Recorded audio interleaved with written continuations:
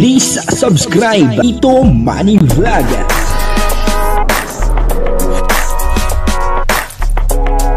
Payagan po si Tito Manny Vlog na mag-reactor para pambiling gamot sa kanya pong karamdaman. Wala man siyang records ng ng awayan. Hindi po akalain ni Mikoy at talagang gulat na gulat po siya at talagang hindi po siya makapaniwala.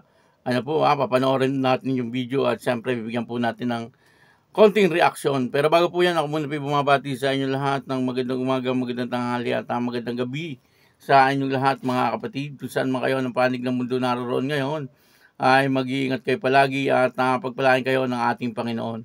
Maraming salamat din po sa patuloy na tumatangkilik sa aking YouTube channel at nanonood sa aking video reaction. Patuloy lang po natin suportahan sila Kuya Bal Santos Matubang, Kalinga Prab, Ate Edna Vlog, Jack Tapia, at syempre mga kasamahan ko po sa Karepa.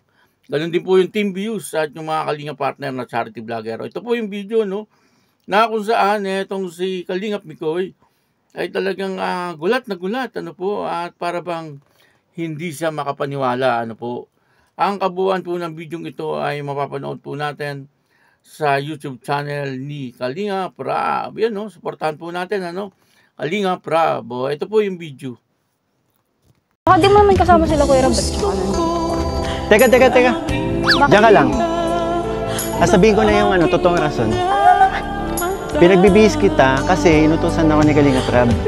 Na? Kalinga Prab ba talaga Wala nga sila Kuya. Maniwala ka, hindi ako nagbibiro. Hindi naman ako mukhang kapani-paniwala pero hindi ako nagbibiro sa'yo. Makikipag-meet tayo kay Kuya Bal at Ate Edna. Yeah? Di ba? Magbihis ka na. Totoo? Oo. Kaya magpaganda ka ha. Joke tayo mo na naman ako Hindi ako Yan ka na naman.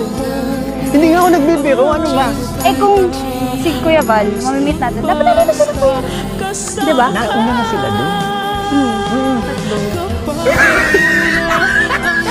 Bakit ba tigas-tigas mo? Paniwalaan mo ako. Hindi ako magbibihis ng ganito. Kaya nga wala akong kasama, mga camera lang yung dala ko. Kaya nga, hindi ako naniniwala kasi wala akong kasama, wala si Kuya Rob. Kaya nga kasi malay ko ba trip mo lang, makakasar ka na naman. Ganun ba ako ka-effort sa'yo? Ganun ba? Sige na. Hintayin kita, upo ako dito, hintayin kita. Kasi naman, paano naman kasi ako maniniwala? Sabi ako ng totoo. Mukha ba ako nagbibiro? Excited din ako actually. Ewan ko ba sa'yo? Parang lahat na lang naman sinasabi ko sa'yo, biro ang dating sa'yo. Pero hindi nga. Galing. Pag to joke. Ay! Nakalimutan. 32nd month sa tandem natin.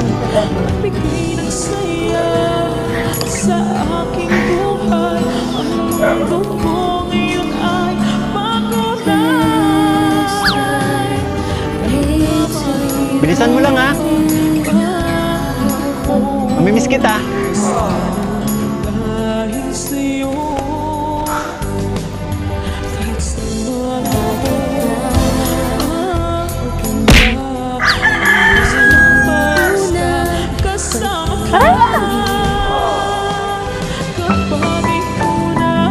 Para makakita ka ng multo. Grabe ka naman. Maasar ka na naman. Hindi, masyado mo ginalingan. Ganda-ganda mo ngayon. Ngayon lang. Mas gumanda ka ngayon. Yung napanood po natin yung video at dito nga po nakita natin na si Kalingap Mikoy ay bis na bis. At niyayaya niya etong si Krista na mag-date. Medyo nabigla itong si Krista at parang hindi po makapaniwala Sabi nga po ni Krista ay baka ino-okray lang siya uli nitong si Mikoy Matagal bago po naniwala itong si Krista dito kay Mikoy pero bandang huli nagbihis na nga po itong si Krista at dito na nga po paglabas po ni Krista ay talaga nga naman itong si Mikoy ay hindi magkaintindihan. Gulat na gulat po siya sa kanyang nakita at kahit sino naman po ay talagang nagulat doon sa kaayusan ni Krista dalagan-dalaga na po siya sa edad na 15 years old ay kitang-kita na po natin yung kanyang kagandahan napakaganda po ni Krista at napakalakas ng kanyang karisma. Ano po, at dito ay talagang gulat na gulat etong si Mikoy. Ano po, sabi nga ni Mikoy ay ginalingan mo naman. Sobra ka naman nagpaganda. Ano, pero okay lang, ano, kasi siyempre pogi naman si Mikoy. Dapat lang na magpaganda. Pero si Krista naman kahit hindi po magpaganda, no, kahit hindi po siya mag-makeup or magbihis ng maganda, ay kitang-kita po yung kanyang kagandahan, ano. Litaw na litaw po yung kanyang kagandahan. 15 years old pa lang yan, ano. Pero napakalaking bulas po. At saka bilib po ako kay Krista, no. Matured po siya mag-isip. Ano, palibasa nga po ay bata pa ay talagang nagtatrabaho na po siya, ano. Ang iniisip niya po lagi ay yung makatulong po siya sa kanyang pamilya, ano. Sa tingin ko ay magiging maayos po talaga ang buhay ng batang ito. Ano, kasi bata pa lang ay talagang nagsasakripisyo na po siya, ano, para po sa kanyang pamilya. At yung kanyang mga natanggap na blessing, ano, sobra-sobra. Ano, dapat makapag-ipon naman si Krista, ano. Mag-ipon po siya kasi para po sa kanya. Siyempre, hindi po sa lahat ng panahon ay may matatanggap po siyang biyaya, ano. Kung mapapanood niyo po ng buong buo, ano, doon po sa hindi pa nakakapanood, ay panoorin niyo po ng buong buo ang bidyong ito. Doon po sa YouTube channel ni Kalinga Prab. At talagang doon makikita niyo na talagang napakaraming biyaya. Second monthsary pa lang po yan, ano. Dapat ay mag-ipon talaga itong si Krista.